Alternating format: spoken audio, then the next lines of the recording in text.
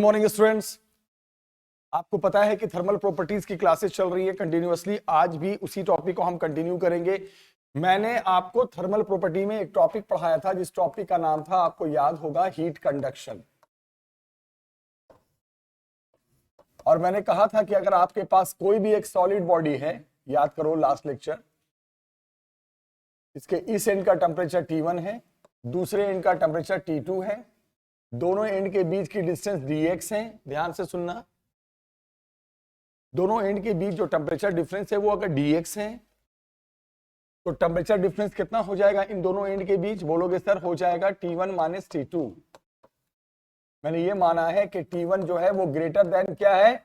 T2। अगर T1 greater than T2 है तो डिफरेंस क्या हो जाएगा? T1 minus T2। dx क्या है? दोनों एंड के बीच की डिस्टेंस। तो मैंने एक फॉर्मूला पढ़ाया था, dq heat transfer divided by time. ये वो टाइम है जिस टाइम में हीट क्या हुआ, एक एंड से दूसरे एंड में क्या हुआ, मूव किया। तो अगर मैं dq का मतलब हो गया हीट ट्रांसफर और dt का मतलब हो गया टाइम, तो ये बताया जाता है कि अगर रेट ऑफ, इस पूरे को क्या पढ़ेंगे हम? पूरे को पढ़ेंगे रेट ऑफ हीट ट्रांसफर।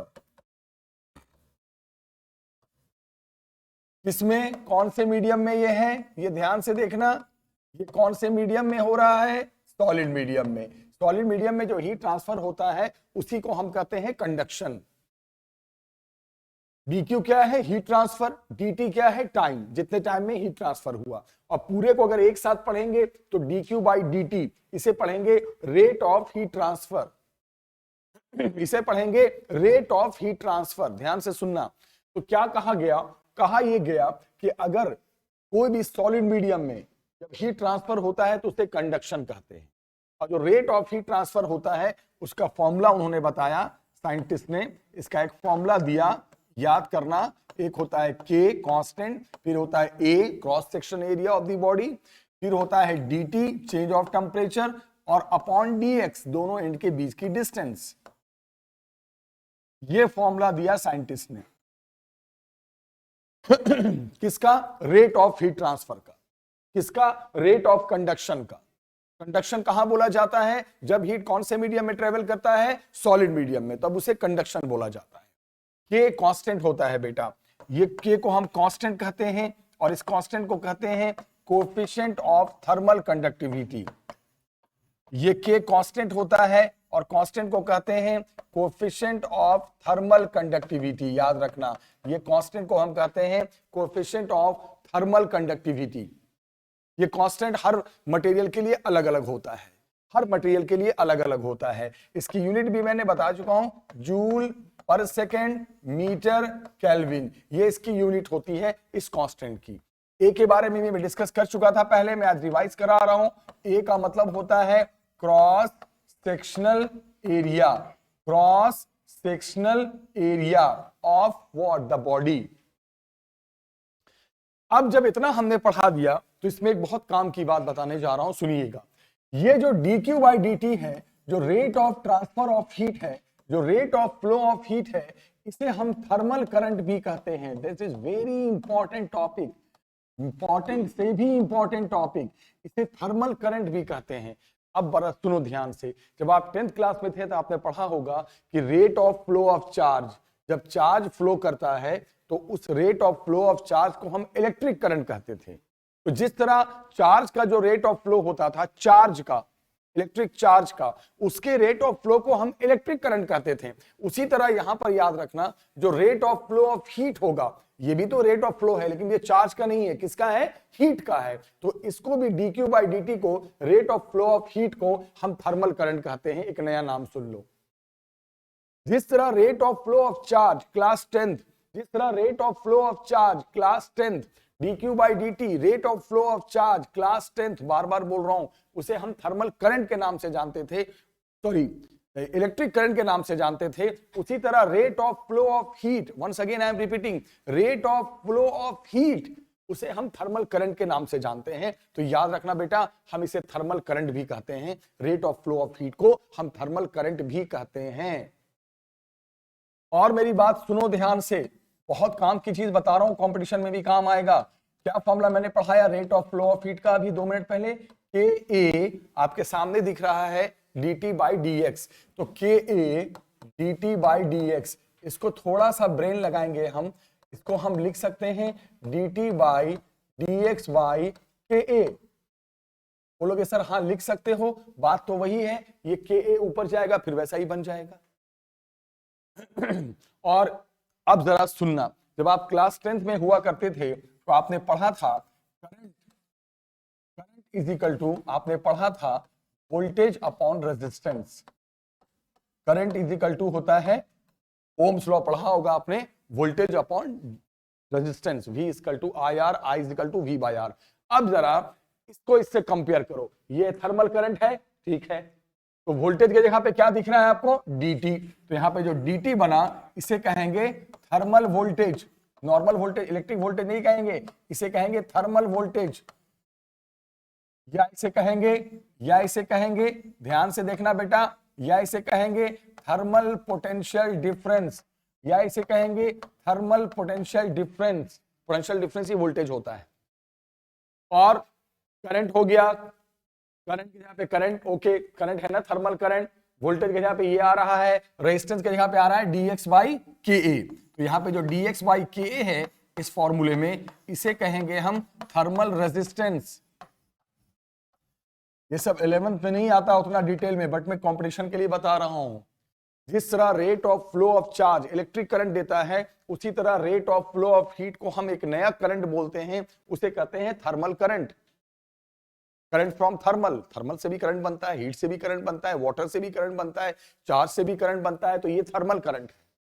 और करंट को जब हम इक्वेट करेंगे ओम्स लॉ के कॉन्सेप्ट से कि करंट इज इक्वल टू होता है वोल्टेज अपॉन रेजिस्टेंस, जब हम इस कॉन्सेप्ट से हम इक्वेट करेंगे बेटा, तो हमें एक चीज सीखने को मिलेगा कि करंट के जगह पे करंट और वोल्टेज के जगह पे टेम्परेचर डिफरेंस आ रहा है, और रेजिस्टेंस के जगह पे dx बाई के ए आ रहा है। तो अगर ये थर्मल करंट है तो ये थर्मल वोल्टेज है, और ये पूरा thermal resistance. Very important topic, बहुत इंपॉर्टेंट टॉपिक है ये। तो rate of flow of heat को हम थर्मल करंट भी कहते हैं, और थर्मल करंट कहेंगे तो ये थर्मल वोल्टेज बनेगा, और ये dx बाई के थर्मल रेजिस्टेंस बनेगा। अब जब आपने इसको देख लिया है इस कॉन्सेप्ट को, तो अब आप ध्यान से देखते रहना, बहुत इंपॉर्टेंट टॉपिक है। एक मिनट, इसको मैं वापस ला, इस टॉपिक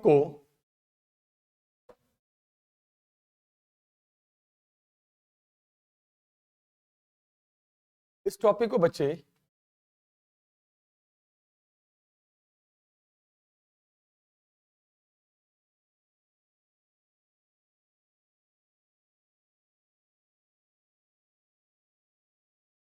इधर देखो,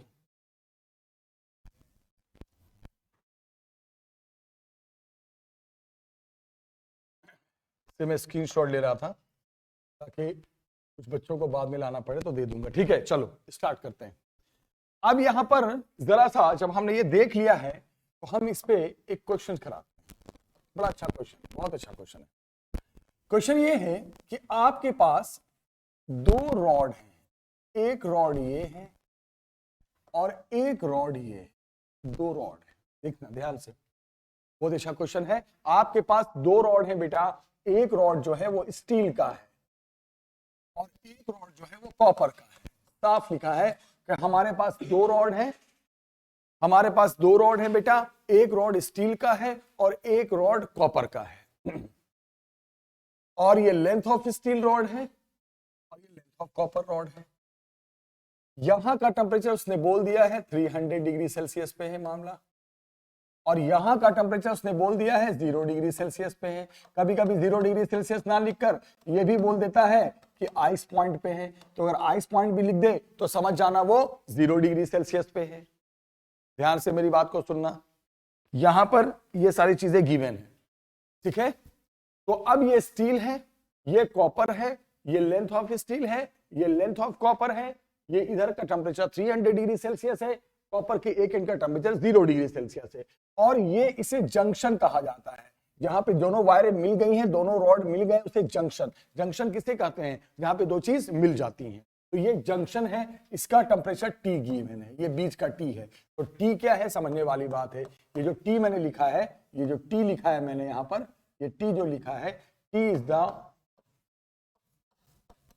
टेम्परेचर ऑफ जंक्शन। ये जो T है वो टेम्परेचर ऑफ जंक्शन। सिंपल सी बात, ध्यान से समझना।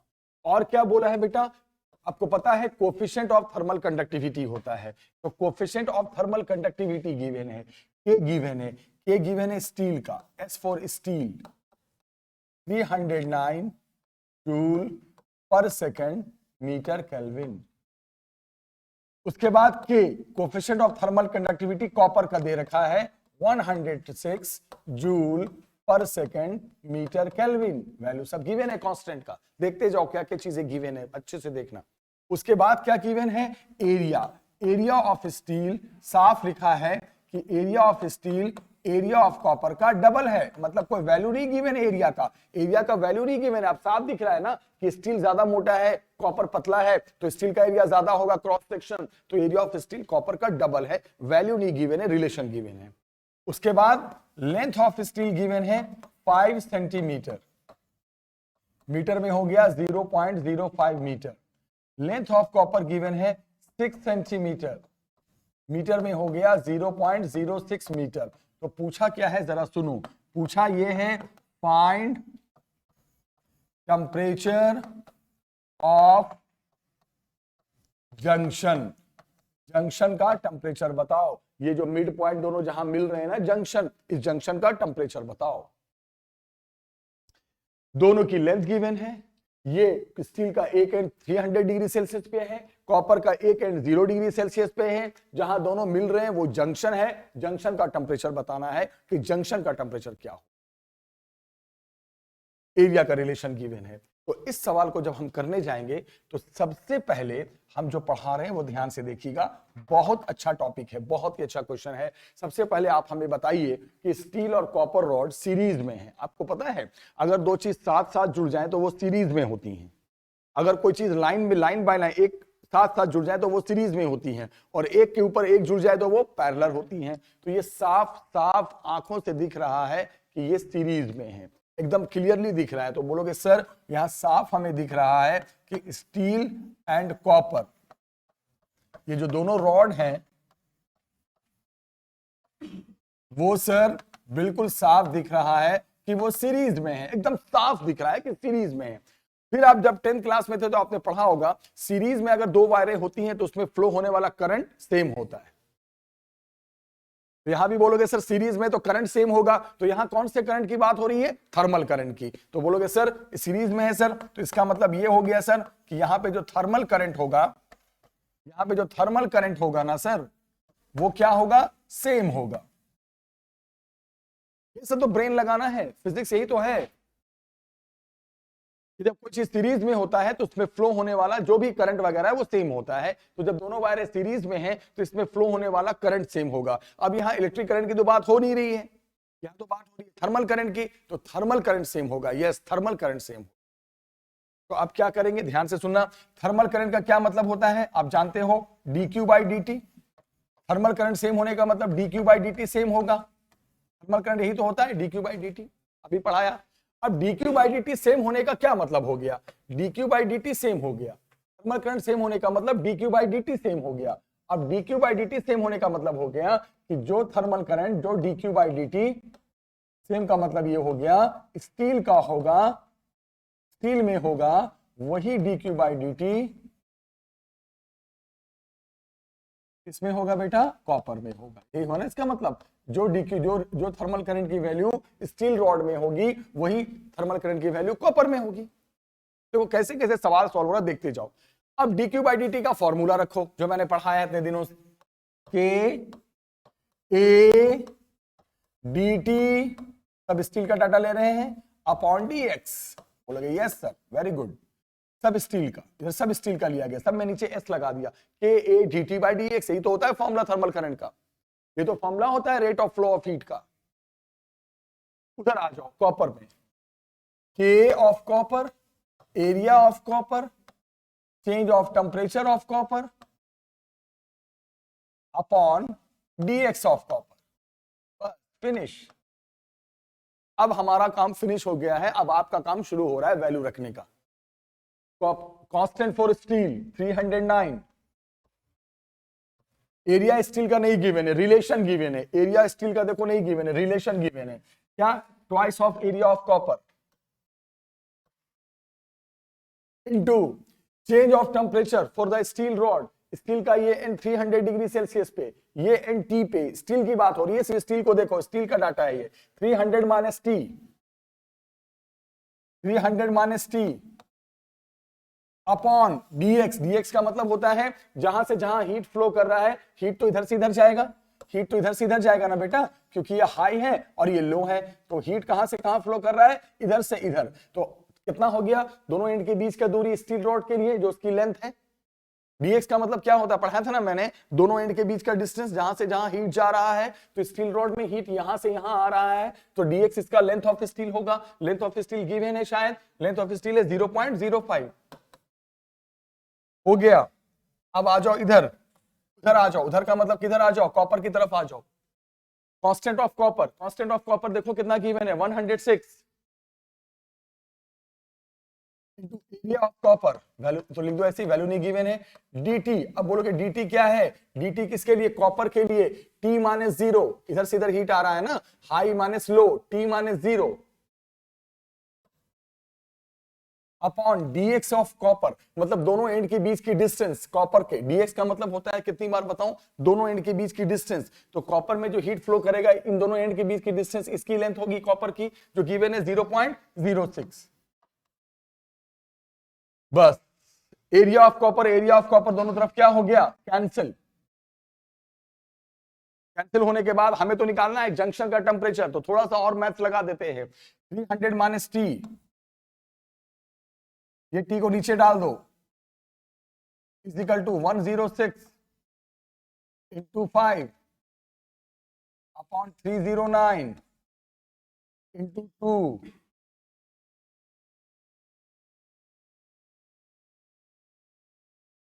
इंटू 6। आप समझ नहीं पाए मैंने क्या किया? मैंने ये किया, सबसे पहले तो डेसिमल डेसिमल दोनों साइड कट गया, बराबर बराबर डिजिट थे।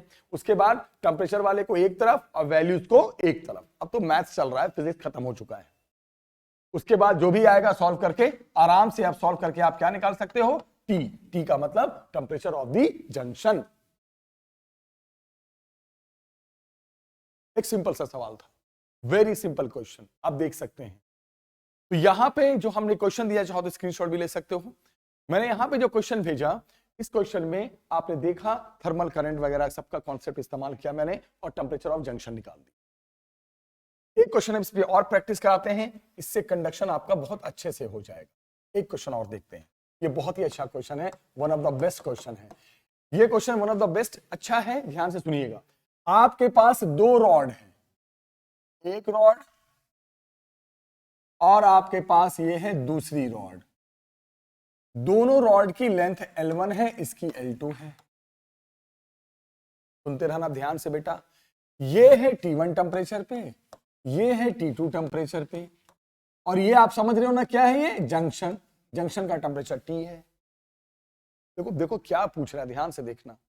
और साफ बोला है कि T1 जो है वो ग्रेटर देन T2 है, तो इसका मतलब हीट कहां से कहां जाएगा? आपको पता ही है, T1 से T2 की तरफ जाएगा। K1 K2 गिवन है, K1 एंड K2 आपको पता है कांस्टेंट होते हैं, जिसे हम कहते हैं कोएफिशिएंट ऑफ थर्मल कंडक्टिविटी। ये है कोएफिशिएंट ऑफ थर्मल कंडक्टिविटी, दोनों का गिवन है, दोनों का गिवन है बेटा, इसका भी और इसका भी, दोनों मटेरियल का, दोनों रॉड का। बहुत ही अच्छा क्वेश्चन है, ध्यान से वीडियो देखना। और दोनों की लेंथ के बारे में बोला है, लेंथ सेम है, और एरिया ऑफ क्रॉस सेक्शन के बारे में बोला है कि ये भी सेम है, मतलब लेंथ भी सेम है और एरिया ऑफ क्रॉस सेक्शन भी सेम है। देखो लिख दिया मैंने, लेंथ भी दोनों का मैंने L मान लिया और एरिया भी A मान लिया। ये कहा है, इस क्वेश्चन में कहा है, अपनी मर्जी से कुछ नहीं हो रहा है मेरी। ये गिवन है कि एरिया सेम है और लेंथ सेम है। क्या क्या चीज पूछा है जरा सुनो। सबसे पहले पूछा है find temperature T of junction. सबसे पहले पूछा है कि जो आपका जो जंक्शन है उसका टेम्परेचर बताएं, टेम्परेचर ऑफ जंक्शन बताएं, ये वाली चीज बताएं। बोलोगे सर क्या एक ही सवाल आप बार बार करा रहे हो, अभी तो आपने 2 मिनट पहले कराया। सीरीज में है तो आपको पता है सीरीज में क्या होता है। सीरीज में जो थर्मल करंट होता है, सीरीज में 2 रॉड हो, 2 वायर हो, 2 बॉडीज हो, फ्लो होने वाला करंट हमेशा सेम होता है। यहाँ पे कौन से करंट की बात हो रही है? थर्मल करंट की, क्योंकि इलेक्ट्रिक करंट तो है नहीं। थर्मल करंट का मतलब यहाँ क्या होता है? dq by dt। dq by dt जो फर्स्ट का होगा वही dq बाई dt सेकंड का होगा। ठीक, मैं पिछला सवाल फिर रिपीट हो रहा है, ये प्रैक्टिस हो जाएगा, कोई बात नहीं, कर लो प्रैक्टिस। अब dq बाई dt होता क्या है बेटा? k1 a1 dt। dt का मतलब इनके बीच का टेम्परेचर डिफरेंस कितना है? T1 माइनस टी अपॉन क्या होता है? dx। dx का मतलब इन दोनों एंड के बीच की दूरी जो कि है L1। खत्म, फिनिश। उधर आ जाओ, dq by dt thermal current किसका? सेकंड का। क्या फॉर्मूला होता है? k2 a2 dt by dx। dt का मतलब t माइनस T2, इधर से इधर हीट जा रहा है ना, तो ये हाई हो गया, ये लो हो गया, इसके लिए t minus T2 upon L2। dx का मतलब दोनों एंड के बीच की डिस्टेंस जो कि इसकी लेंथ है। यहां पे लेंथ लेंथ कट जाएगा, एरिया एरिया कट जाएगा। क्यों? क्योंकि सेम है। बस खत्म, इतना आसान है। जब ये कट गया तो अब तो बच्चों वाली बात आ गई, जरा ब्रैकेट को खोल दो। k1 t1 minus k1 t is equal to k2 t minus k2 t2। बस खत्म, अब तो फिनिश हो गया बेटा, अब तो कुछ नहीं बचा। इसके बाद जब इतना हो गया तो अब क्या करोगे? सोचने वाली बात है।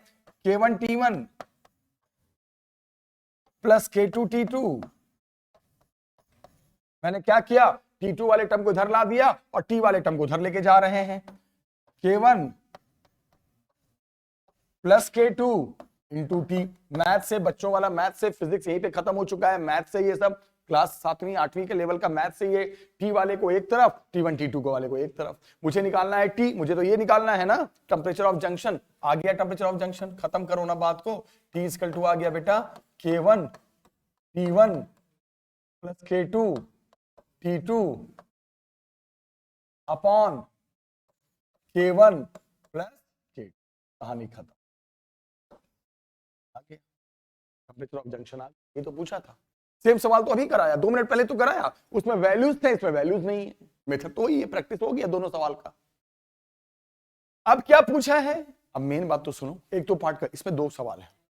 अब जो पूछा है वो सुनो। अब इसने क्या पूछा है इसी क्वेश्चन में, ध्यान से देखना बेटा, बहुत इंपॉर्टेंट क्लास हो रही है।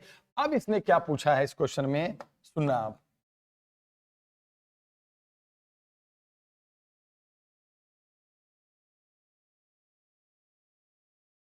स्पेस बना देते हैं, है ना, बॉर्डर है। अब पूछा है सेकंड पार्ट में, फाइंड, ध्यान से देखना, फाइंड कोएफिशिएंट ऑफ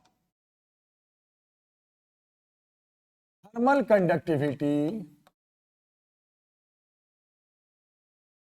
बोलोगे सर ये क्या सवाल दे रहे हो? Find coefficient of thermal conductivity दिया हुआ तो है ये K1 K2, ये क्या सवाल बन रहा है? देख, ध्यान देना, find coefficient of thermal conductivity. अब देखना, इसे हम K बोल रहे हैं ऑफ सिस्टम। अरे सर ये क्या चीज हो गया सिस्टम? अब आप जरा 10th क्लास में आ जाओ। 10th क्लास में आपने सुना था कि जब 2 रेजिस्टेंस सीरीज में होते हैं तो टोटल रेजिस्टेंस होता है R1 प्लस R2। तो ये R1 प्लस R2 से जो R निकलता था वो किसका होता था? पूरे सिस्टम का होता था, इसको हम इक्विवेलेंट रेजिस्टेंस भी कहते थे। तो यहां पे क्या करना है पता है? ना इसका ना इसका, आप ध्यान से देखो, ना पहले रॉड का ना दूसरे रॉड का, आपको पूरे सिस्टम का अगर एक कांस्टेंट बनाना है, एक कांस्टेंट निकालना है, तो वो क्या होगा? पूरे सिस्टम का मतलब ये होता है, पूरे सिस्टम का कोएफिशिएंट ऑफ थर्मल कंडक्टिविटी। जैसे आप 10th में थे तो जब 2 पैरेलल में रेजिस्टेंस होते थे तो निकालते थे 1 upon R is equal to 1 upon R1 plus 1 upon R2। तो वो जो R आता था वो किसका? पूरे सिस्टम का होता था। उसी तरह ये पूरे सिस्टम का कांस्टेंट निकालना है। बहुत ही अच्छा क्वेश्चन है, ध्यान से देखिएगा। फिर वही बात आ गई, देखो कैसे हम करेंगे, ध्यान से देखना। ये दोनों वायर, दोनों रॉड सीरीज में हैं। सीरीज में कितनी अच्छी बात मैंने बताई आपको, थर्मल करंट जो होता है वो सेम होता है। थर्मल करंट का मतलब dq बाई dt जो होता है वो सेम होता है। तो बोलोगे सर सीरीज में है तो इसका मतलब ये हो गया सर कि जो dq बाई dt फर्स्ट का होगा, जो थर्मल करंट यानी dq बाई dt फर्स्ट का होगा, वही थर्मल करंट सेकंड का होगा, और वही एक क्या चीज लिखने जा रहा हूं ये तो सुनो, वही पूरे सिस्टम का होगा। अब मैंने इसमें सिस्टम भी ले लिया। सीरीज में जो पहले रॉड में करंट जाएगा थर्मल करंट, दूसरे रॉड में करंट जाएगा थर्मल करंट, थर्मल करंट याद रखना, और ये पूरे सिस्टम का। अभी मैं ध्यान दो, अब मैं काम करता हूं, मैं इसको और इसको इक्वेट कर देता हूं, चाहे इसको इसको कर दो, बात वही है, कोई फर्क नहीं पड़ने वाला। अब दोनों में से इन दोनों को इक्वेट कर, तो फर्स्ट के लिए क्या हो जाएगा, K1 A1 dt क्या होगा इसके लिए, T1 minus T upon dx, dx का मतलब L1। अब पूरे सिस्टम में लोगे तो क्या हो जाएगा K, क्योंकि पूरे सिस्टम का तो K है ना, हमें पूरे सिस्टम का लेंगे तो K लेंगे ना, जो हमें निकालना है। एरिया सेम होगा, एरिया तो एक ही है। अब ना A1 A2 मत लिखो, टाइम कंफ्यूज, इसको एक ही मान लो ना, L मानो ना, क्यों L1 L2 लगा रहे हो, जो सेम उसमें A1 2 क्यों लगाए है कि नहीं, वह A लिख दो, ठीक है। उधर भी A, और इसके लिए टेंपरेचर डिफरेंस क्या होगा, पूरे सिस्टम की जब बात होगी तो T1 और T2, T1 माइनस T2, ध्यान देना, और dx का मतलब दोनों एंड के बीच की दूरी, तो L प्लस L पूरा कितना हो गया 2L। ये थर्मल करंट किसके लिए था, फर्स्ट वाले रॉड के लिए, ये किसके लिए है, पूरे सिस्टम के लिए। तो सिस्टम लेंगे तो लेंथ ये होगी ना, सिस्टम का मतलब यहां से यहां की दूरी L प्लस L मिलके कितना हो जाएगा 2L। एरिया तो सेम ही है, क्रॉस सेक्शन कहीं पर भी देखो बस। और टेम्परेचर डिफरेंस क्या होगा पूरे सिस्टम का, ये T1 है ये T2 है, तो कितना हो जाएगा बेटा T1 माइनस T2। मतलब सीरीज में थर्मल करंट सेम होता है, चाहे वो पहले रॉड में हो, चाहे वो दूसरे रॉड में हो, चाहे पूरे सिस्टम में हो। अब मैं पहले का सिस्टम की डाटा से इक्वेट कर रहा हूं, ये तो ट्रिक है। अब जो सेम है वो कट जाएगा, L A कट गया। अब कटने के बाद ध्यान से देखना प्लीज, K इजिकल टू आ गया K1, और ये आ गया T1 minus T upon T1 minus T2। मुझे क्या निकालना है, मुझे पूरे सिस्टम का K निकालना है। ध्यान रखना मैंने इसको अलग कर लिया, K को अलग कर लिया ना, और यहां पर 2 भी आएगा। मैंने क्या किया आपको पता चला, एक मिनट जगह बना देते हैं बेटा। अब देखो मैंने क्या किया, इस K को अलग कर लिया, तो K को अलग करेंगे तो क्या आ जाएगा बताना, 2K1, कैसे 2 यहां गया, K1 यहां है, T1 minus T upon T1 minus T. अब लास्ट में एकदम फाइनल टच देने जा रहे हैं, ये T किसका टेंपरेचर था याद है, जंक्शन का, क्योंकि मैंने पहले निकाला है। तो आप क्या करेंगे, इस T की वैल्यू यहां रख देंगे, किस T की वैल्यू, जंक्शन वाले की जो हमने निकाला है। बहुत आराम से पढ़ना, तो 2K1 आराम से देखना, T1 माइनस, इसको तो इधर हटाते हैं, शिफ्ट करते हैं बेटा, T1 माइनस, अब यहां पे T आ रहा है, T किसका टेंपरेचर है, जंक्शन का। इस पूरे टेंपरेचर को वहां रखो, पूरा मैथ से रखो वहां ले जाकर, तो क्या आ जाएगा रखने के बाद, K1 T1 plus K2 T2 upon K1 plus K2। बहुत अच्छा, नीचे पहले से क्या मौजूद है आपको पता ही है, क्या क्या मैंने 2K1 T1 माइनस टी, और नीचे पहले से कितना है,